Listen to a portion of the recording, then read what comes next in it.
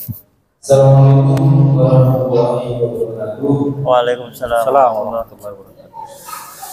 Ini kemarin itu ada pertanyaan dari saudara saya. Jadi berhubung saya pribadi mungkin karena ada ilmu dan kurang ilmu, jadi saya tidak bisa memberikan jawaban. Ini yang ditanya seperti ini.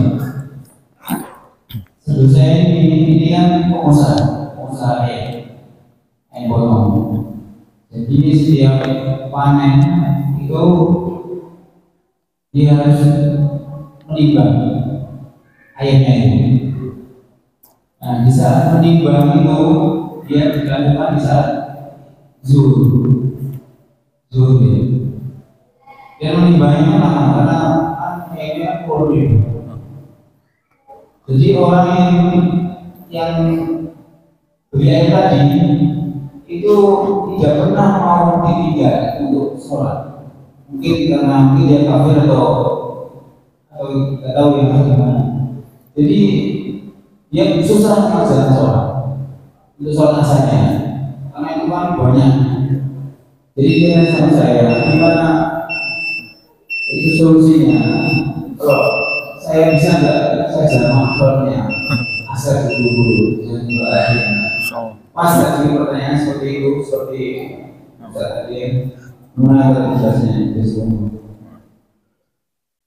Bismillahirrahmanirrahim. Alhamdulillah wassalatu wassalamu ala Rasulillah wa ba'du. Di sini ada pertanyaan, ada seorang pedagang penjual ayam potong yang kesulitan untuk melaksanakan sholat asar tepat waktu karena nimbang gitu ya.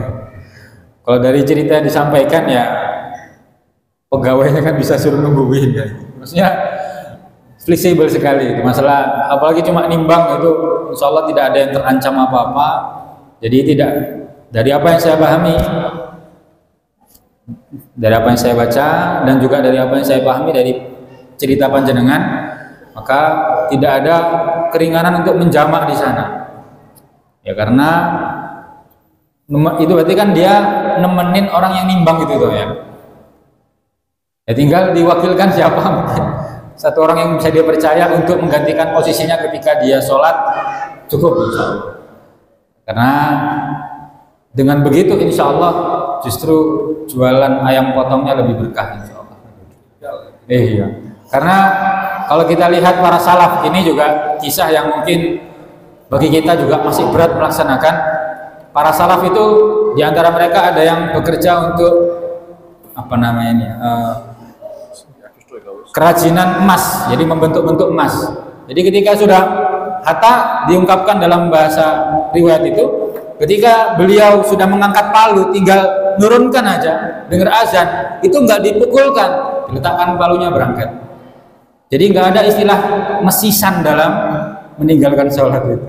Karena apa? Karena dengan begitu kita bisa melihat kehidupan para salaf itu berkahnya luar biasa.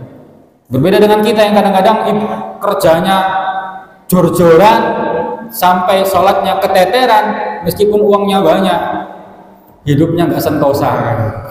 Tapi berbeda dengan para salaf. Kita harus jujur masalah ini. Beliau-beliau para generasi pendahulu kita sangat perhatian dengan masalah sholat. Bahkan dari yang kami baca dan apa juga kami dengar sendiri dari guru-guru kami, diriwayatkan itu. Jadi di antara mereka ada yang ketika mau ngetuk ini dia tinggal, kalau kita paling sisan kan itu, kurang komat kan itu, enggak. Dengar azan diletakkan, bukan sisan, sitik meneh enggak. Ini masalah sholat. Jadi urusan ini insya Allah kalau kita perhatikan, hidup kita akan lebih berkah, harta kita akan lebih berkah, dan itu pasti insya Allah. Jadi saran saya seperti itu dari pertanyaan dengan Allah alam syawab. Ya, saat ini ada pertanyaan lewat via HP. Saat tanya, sholat jamaah 2 orang yang bukan dari Kaji Agus Kenzi. Sholat jamaah 2 orang yang bukan dengan mahram, makmum perempuan. Kondisi 1, sholat di masjid. Dan kondisi 2, sholat di dalam rumah ruangan tertutup. Bagaimana hukumnya? Mohon penjelasannya Ustaz. Bismillah, wassalatu wassalamu ala Rasulillah wa ba'du. orangnya nggak di sini. Ini kok bisa berduaan sama nggak mahram, ini ceritanya gimana? Di dalam ruangan tertutup berduaan nggak mahram, dari awal salah ya kan itu. Gak usah sholat itu salah, menentok itu salah gitu. Jadi untuk yang dalam ruangan segera keluar salah satunya, ya kan? Gak usah alasan sholat berdua. Gitu.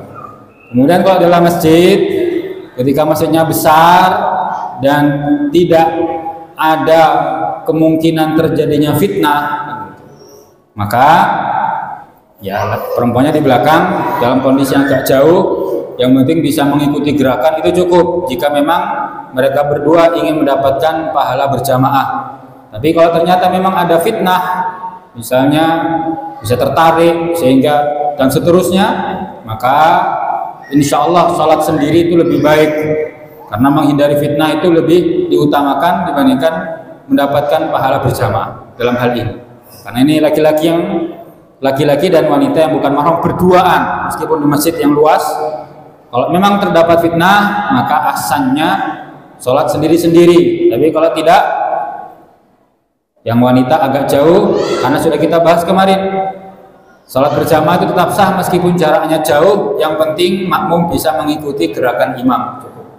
Atau mungkin kalau sholatnya masjidnya ada saternya, ya sudah, imamnya di barisan laki-laki, wanitanya di barisan perempuan, ada saternya, itu lebih aman. Jangan deketan, salam, oh masya Allah. Jadi tetap kita pada dasarnya harus lebih mendahulukan menolak sebuah kemadharatan. Kita menghilangkan madharat itu lebih diutamakan dibandingkan jalbul masalih ya. Daf'ul madhar lebih diutamakan dari jalbul masalih. Allah alam bisawab. Itu jawaban saya tentang bagaimana jika laki-laki satu orang dan satu orang juga perempuan yang tidak ada hubungan mahram berduaan, bagaimana sholat berjamaahnya.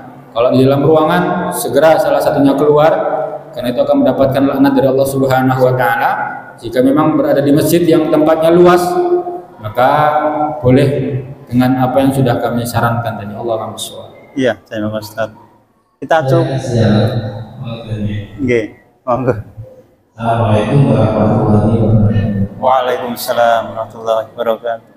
Dalam madhab Syafi'i ada perkara sunnah, ada dua perkara sunnah dalam sholat.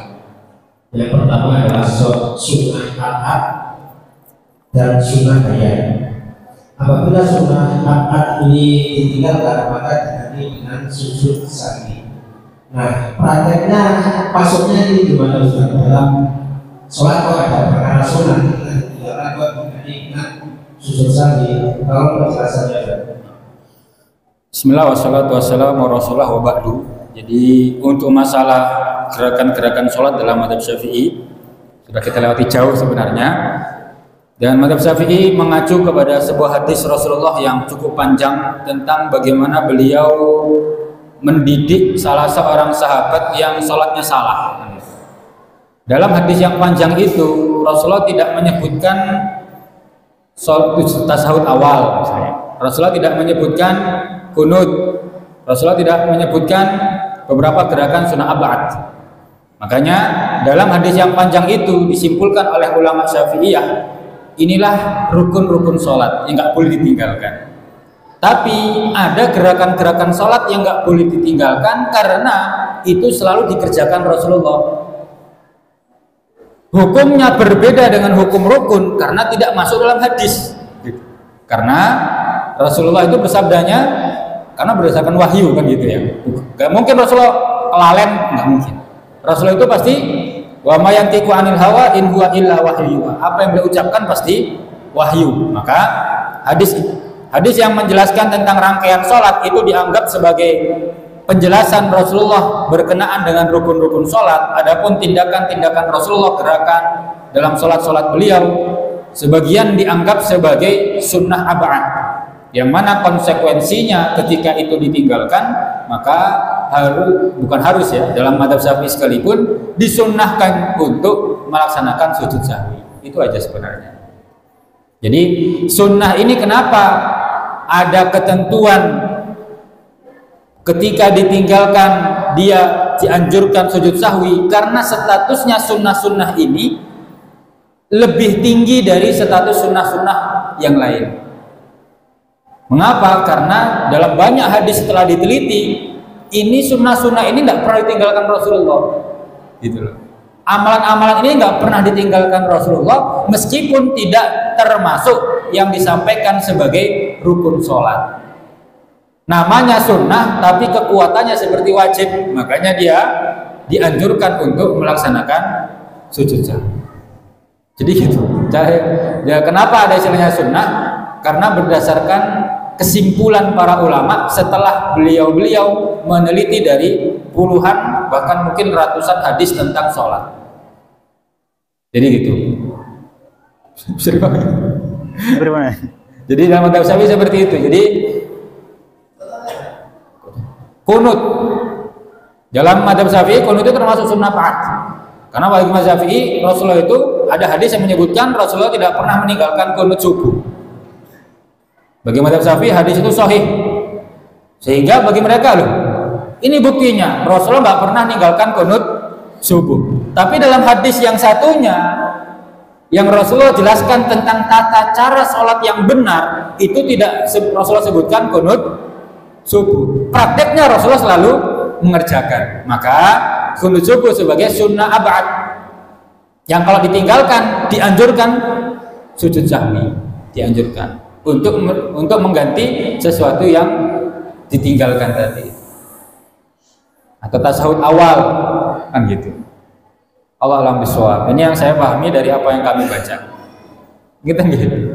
Jadi istilahnya sunnah, tapi kedudukannya seperti wajib karena selalu dikerjakan oleh Rasulullah. Para ulama tidak menyebutkan ini wajibat, enggak. Karena dalam pembahasan atau dalam hadis tentang rukun-rukun sholat, Rasulullah tidak menyebutkan. Gitu. Allah alam bisawab. Barakallahu fikum. Sampun nggih, Pak Bek. Sampun. Nggih. Saya mau khairan Ustaz atas jawabannya. Kami cukupkan kajian pada malam hari ini. Selaku saya pembawa acara, apabila ada kesalahan mohon maaf besar-besarnya. Mari kita tutup kajian pada malam dengan doa kafaratul majlis dan alhamdulillah. Subhanakallahumma wa bihamdik asyhadu an la ilaha illa anta astaghfiruka wa atubu ilaik. Assalamualaikum warahmatullahi wabarakatuh. Waalaikumsalam.